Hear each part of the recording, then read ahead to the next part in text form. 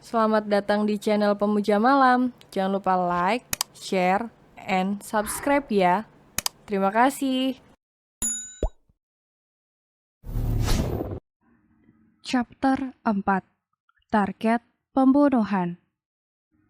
Kita akan kemana, Paman? Tanya Zenvia ketika sang paman menarik tangannya keluar dari rumah. Pria tua itu tak menjawab. Aku harus di sini, menunggu Mommy dan Daddy, ucap Zenvia lagi. Mereka sudah mati, jawab Seren, kakak kandung Sergio. Apa? Bagaimana bisa? Tanya Zenvia shock. Mereka kecelakaan. Semua meninggal, dan kau harus ikut bersama Paman, jawab Seren dan menyuruh Zenvia masuk ke dalam mobil. Tubuh Zenvia serasa langsung lepas mendengar hal itu. Dia diam 1000 bahasa dan hanya air matanya yang berlinang deras. Seren hanya bisa terdiam dan melaksanakan apa yang menjadi amanat sang adik kemarin. Dia akan membawa Zenvia pergi dari negara ini, dan tiketnya pun telah disiapkan, meskipun dia memakai cara ilegal karena tak punya cukup biaya. Sesampainya di rumah, Seren membawa Zenvia masuk ke rumahnya. Zenvia duduk di ruang tamu dan Seren mengambil sesuatu di dalam lemarinya. Ini tiketmu, kau harus pergi dari negara ini besok pagi, kata Seren yang tentu saja semakin membuat Zenvia bingung. Aku tak mengerti maksud Paman, jawab Zenvia. Begini, Paman akan menjelaskan secara singkat. Ada yang mengincarmu dan ingin kau mati. Orang tuamu mati karena hal itu. Dan satu lagi, mereka bukan orang tua kandungmu. Paman harus menyampaikan hal ini karena kau sudah cukup dewasa menerimanya. Besok pagi pergilah ke pelabuhan. Kau akan pergi ke Amerika. Sergio sudah menyiapkan semua keperluanmu, termasuk uang. Kau bisa memulai hidup barumu di sana. Kau sudah tak aman di negara ini, kata Seren yang semakin membuat Zenvia bingung. Aku tak mengerti, dan otakku masih tak bisa mencerna hal ini, jawab Zenvia yang matanya masih berair. Kau tak perlu mencerna, karena ini tak akan bisa kau cerna di saat-saat genting seperti ini, bentak Seren. Naiklah ke atas, ke kamar Sheila. Kau akan menginap semalam di sini, kata Seren.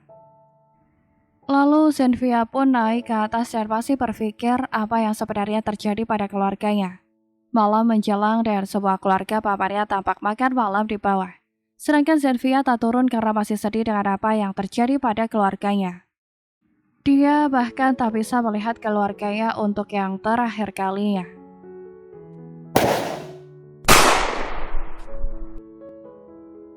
Suara tembakan terdengar dari bawah. Zenvia langsung ketakutan dan panik ketika mendengar hal itu.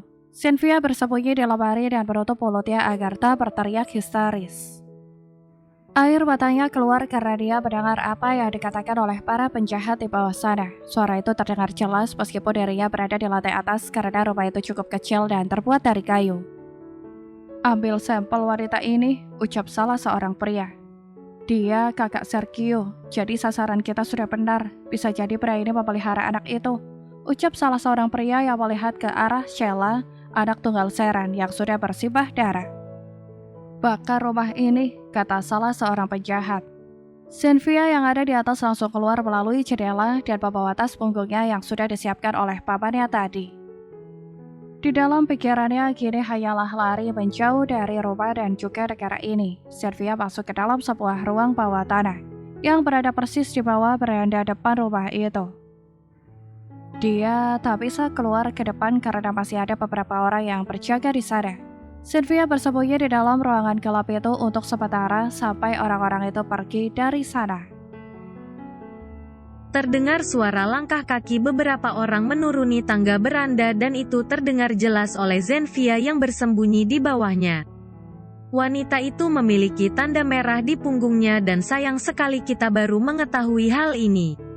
Setidaknya kali ini kita tak akan salah sasaran lagi dan bisa menemukannya dengan lebih cepat. Wanita tua itu seharusnya mengatakannya lebih awal daripada mati sia-sia seperti itu. Gumam salah seorang pria yang membicarakan istri Seren. Kalian sudah memeriksa rumah Sergio lagi? Jejak wanita itu pasti masih ada di sana. Dan kali ini kita harus tahu tentang identitas dan fotonya. Itu akan memudahkan kita mencari dan membunuhnya. kata pria itu lagi. Zenfia menutup kembali mulutnya yang bergetar ketakutan karena dia adalah target pembunuhan yang bahkan ia tak tahu alasannya. Hingga akhirnya para pria itu membakar rumah sang paman dan pergi dari sana. Zenfia segera keluar dari persembunyian yang sudah terasa panas akibat api itu. Lalu Zenfia berlari dan pergi dari sana. Kini bekal lengah hanyalah tiket di kantong celananya dan juga uang serta perhiasan di tas ranselnya. Zenfia tak tahu apa yang akan terjadi padanya nanti. Dia hanya mengikuti nalurinya untuk menyelamatkan dirinya sendiri. Setibanya di pelabuhan, Zenfia langsung naik ke dalam kapal ilegal itu. Zenfia tak tahu bahwa itu kapal ilegal yang memuat para imigran gelap. Zenfia hanya menunjukkan tiketnya dan mengikuti arahan petugas kapal. Kapal itu tampak terlihat seperti kebanyakan muatan hingga penumpang banyak yang berdesakan di dalam kapal yang tak terlalu besar itu. Zenfia duduk di pojok ruangan kapal di dekat jendela. Dia hanya menatap kosong ke arah laut yang tenang di malam ini. Zenfia memasang kapuconnya dan memakai masker di mulutnya hingga wajahnya tertutup setengah. Jaketnya terpasang 3 lapis karena udara menang sedang dingin.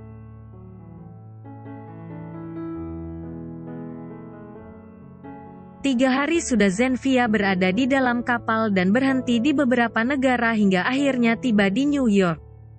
"Hei, Nona, kau mau kemana?" tanya seorang pria tua yang berjalan di sampingnya ketika mereka keluar dari kapal. "Aku tak tahu, Paman," jawab Zenfia. "Aku punya saudara di sini dan bekerja di restoran. Kau mau ikut bersamaku? Kau mengingatkanku pada putriku jadi aku merasa tak tega meninggalkanmu sendirian di kota asing ini," ucap pria itu. "Terima kasih, Paman. Aku akan ikut Paman," jawab Zenfia yang langsung percaya pada pria itu karena mereka sempat mengobrol lama di kapal. Pria itu dan Zenfia berjalan beberapa blok hingga akhirnya berada di perempatan jalan dan mencegat bus. "Ini rute ke apartemen kerabatku. Ayo," ucap pria tua itu. Lalu Zenfia pun naik ke dalam bus dan mereka duduk secara terpisah. Penumpang di sana lumayan banyak dan membuat Zenfia tak nyaman. Wanita itu semakin menaikkan kerah jaketnya hingga menutupi setengah wajahnya. "Berapa jam perjalanannya, Paman?" tanya Zenfia. "Sekitar 1 jam, tidurlah. Nanti Paman bangunkan jika sudah sampai," jawab pria itu. Zenfia mengangguk dan matanya terpaku pada pemandangan luar jendela bus di mana banyak orang berlalu lalang di jalan dan jalanan tampak ramai. Beberapa menit kemudian Zenfia tertidur karena dia memang sangat mengantuk. Ketika di kapal, Zenfia tak bisa tertidur nyenyak akibat banyaknya penumpang dan itu membuatnya sedikit khawatir.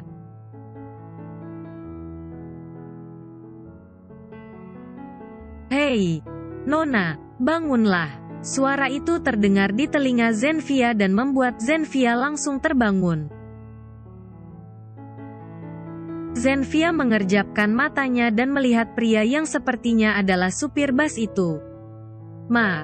Maaf," ucap Zenfia dan akan mengambil tasnya. Tapi tas itu sudah tak ada dan ia mengedarkan pandangannya ke dalam area bus yang sudah tak ada penumpang kecuali dirinya. Di mana tasku?" tanya Zenfia. "Aku tak tahu. Cepatlah turun karena ini rute terakhir," ucap supir bus.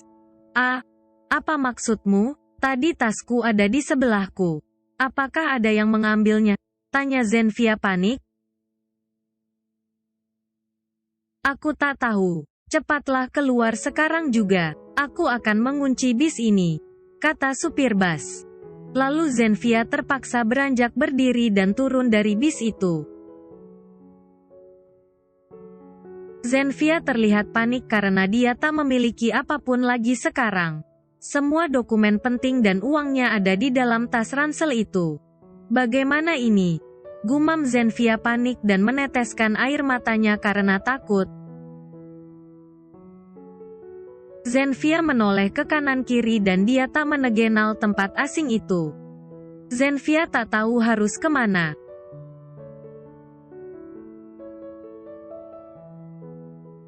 Tiga hari sudah Zenfia luntang-lantung di jalanan kota New York.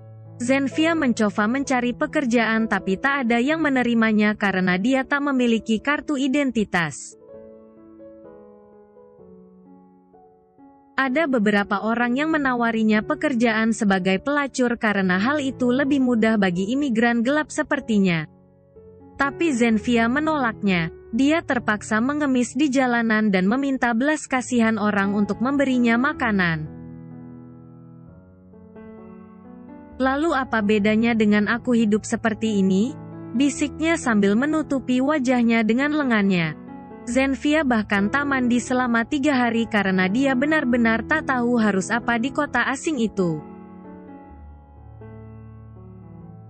Jaketnya yang kotor terlihat sudah kumal dan bau karena Zenfia tidur di jalan dengan beralaskan kardus. Selama ini Zenfia tidur di gerbang kantor polisi karena dia takut ada yang berbuat jahat padanya. Lama Zenfia berdiri di pinggir jalan sambil menahan dinginnya kota New York. Dia berpikir panjang untuk melangkah ke keramaian yang ada di jalan raya. Mobil berlalu lalang dengan kecepatan sedang dan Zenfia berkali-kali meneguk ludahnya seakan siap untuk melakukan hal gila yang ada di pikirannya sekarang. Tak lama kemudian, Zenfia menutup matanya dan melangkah turun dari trotoar. Tangannya yang dingin mengepal kuat dan seakan memantapkan hatinya untuk melakukan hal gila itu. Pikiran pendek itu sudah menguasai otak Zenfia dan dia terlalu lelah dengan ini semua. Dia tak memiliki siapapun lagi dan sudah merasa hilang serta tak ada gunanya hidup di dunia yang tak dikenalnya ini. Dia ingin menyerah karena pada akhirnya ia pasti akan menjadi gila karena ia tak tahu apapun yang terjadi pada dirinya dan keluarganya. Tak ada lagi yang ditunggunya. Tak ada lagi yang melindunginya. Tak ada lagi yang akan berada di sisinya. Semua sudah hilang. Dia berharap untuk menghilang saja dari dunia ini. Dunia ini terlihat begitu gelap dan dia menangis sepanjang malam. Apakah aku akan merasa lebih baik jika aku menghilang? Ya, aku akan merasa lebih baik, bisik Zenfia. Lalu kaki Zenfia berlari ke arah tengah jalan raya. BRAAAKKK.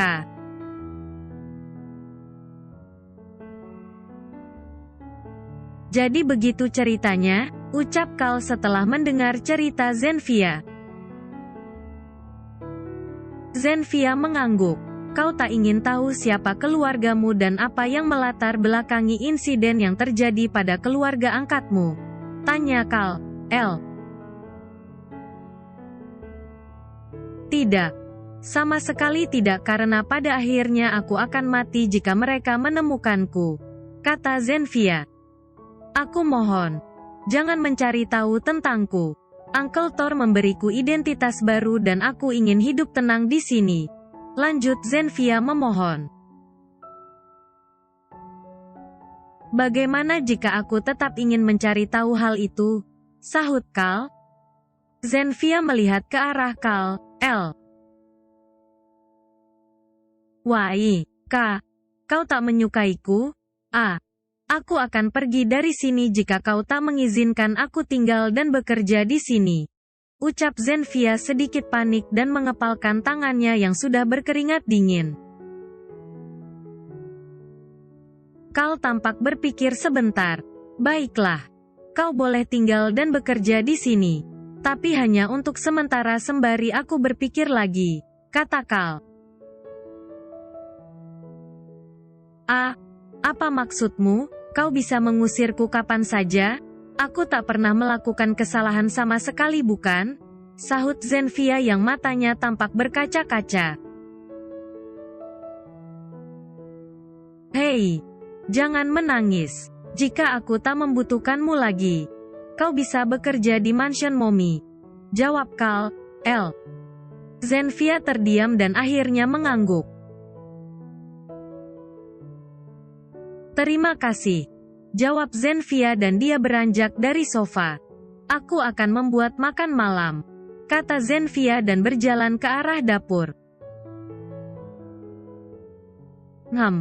Kata Kal. Lalu Kal masuk ke kamarnya dan segera mandi.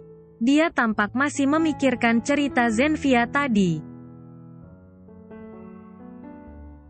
Kal. Bukannya tak memiliki empati pada hidup Zenfia. Tapi dia justru ingin memberi Zenfia sebuah keberanian agar bisa melawan dan menghadapi ketakutannya pada seseorang yang ingin membunuhnya. Jika selalu bersembunyi, maka akan berpengaruh dengan hidup Zenfia ke depannya. Dia akan hidup dalam ketakutan seumur hidupnya.